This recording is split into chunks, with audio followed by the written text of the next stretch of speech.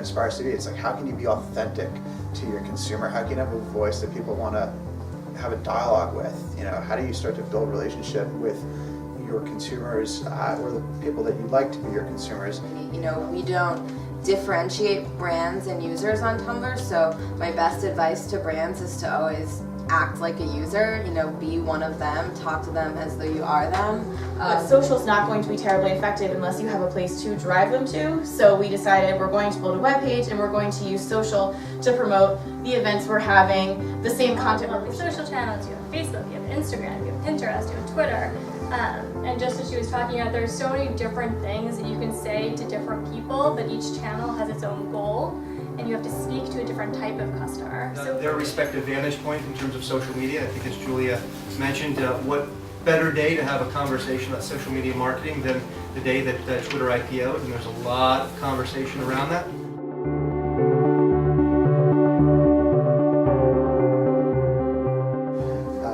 Basically what we do, we source doers and makers, we find their stories, and we create portraits of them, sort of their background, like a 2-minute clip of what's their story, why are they inspired, how have they found their way, and we amplify that. We take them out of Reddit, we take them out of Pinterest, out of YouTube, and turn them into, you know, someone that's lauded up for and recognized for up on a pedestal for what they've achieved or what they strive to do.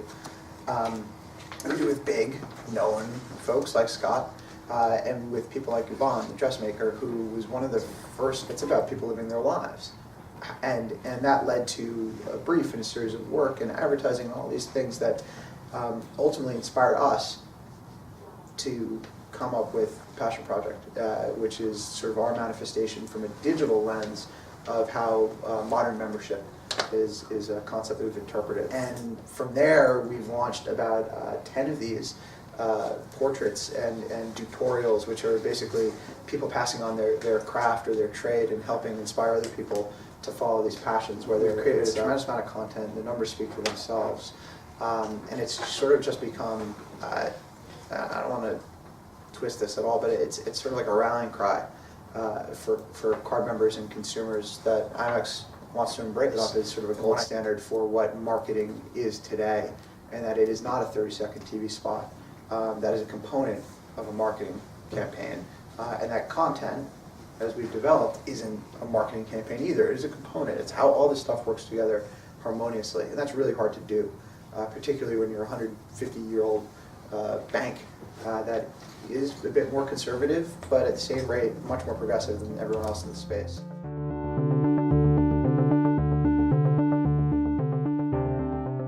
So they really wanted to start a new kind of name for themselves on Tumblr where they could really be themselves and not have to deal with sort of the restrictions that they've had on other platforms. So they came to Tumblr and they said, you know, what part of our brand do you think is going to work? People wanted to talk to them as though they were like a friend. It wasn't like when they talked to you, it wasn't like, oh, what time are you opening? Or, you know, my pancakes were really gross last night. It was more like, hey Denny's, how are you? Like, what's going on? So their community manager, her name is Amber, she's like an expert in teens. That's like how I sort of describe her. She knows everything going on with the teens. So she just like spoke their language. So she wanted them to feel like when they were on the Denny's Tumblr that they were sort of like talking to their sassy waitress. So she would just like talk to them as though, you know, she was another user. Like somebody said to them like, IHOP's way better, and her response was just like, that's so rude, like I'm gonna go cry now, or something like that. Like really like real and very, just acted totally like a user. So she started really engaging with them, and people became so obsessed with getting Denny's just to like them or to follow them, just because they were kind of following all of the trends that the kids that they were already doing. There's like one post where it's like, oh my god, like Denny's started following me, like can I put this on my college resume? Like it's like the most coveted thing in the world to get Denny's to follow you. You know, I'll have agency people call me and they're like, what are the teens doing on Tumblr? And I'm like, oh, just look up the Denny's tag, and that's like every teen trend that's happening there. So what happened with Denny's was, it was so fun to watch. It's still so fun to watch. The content that they create is unbelievable.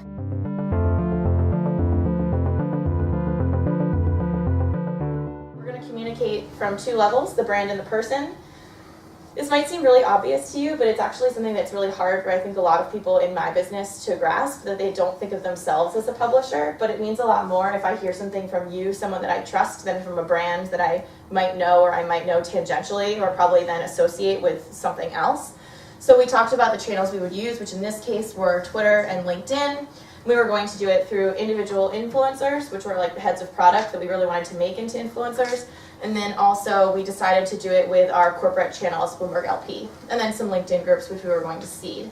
The interesting part in my mind was explaining the whole concept of you can start with one person and amplify a message really big, which is all the folks down here. This is the short list of all the people that would contribute to this product. I actually have a slide at the end, which I will not show you, but it actually ends up being about 150 people who could contribute in amplifying this message, because every single one of them has a stake in the game. So we still want one person to talk, still want one brand to talk, but in any event, this was more of an education for folks in my business about the fact that it takes a lot of people to sell our products in terms of building, writing, all that sort of stuff. So then every single one of those people can play a role in contributing to the social media by identifying content, by providing a quote for that content, by doing whatever it might be.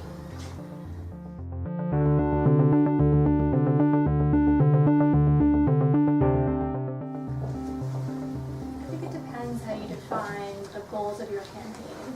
So to me, from a brand standpoint, you have your e-commerce, which is like your revenue, and then you have your digital marketing, which to me is more about acquisition. So what does that mean?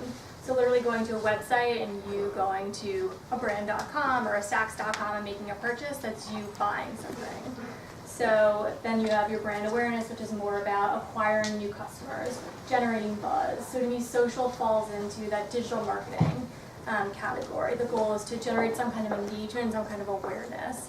So for me, if I were to do a social marketing campaign, I would measure maybe like increasing fans, or more of a softer metric, which is more about like impressions. How many people, how many eyeballs saw my ad? If it's about e-commerce, for like an email, for example, that would go out from like a NewYorkMag.com, for example, I would want to know how many people clicked on it and how many people bought from it. So I think really when you're defining the goals of your campaign, you just want to know, is it e-commerce, is it digital marketing? Ideally you want both, you want sales and awareness, but you also have that longer tail effect. If you get more new customers, hopefully they'll think about you again, and maybe they won't buy from you online, but maybe they'll go in store and maybe they'll do some research to find you again online.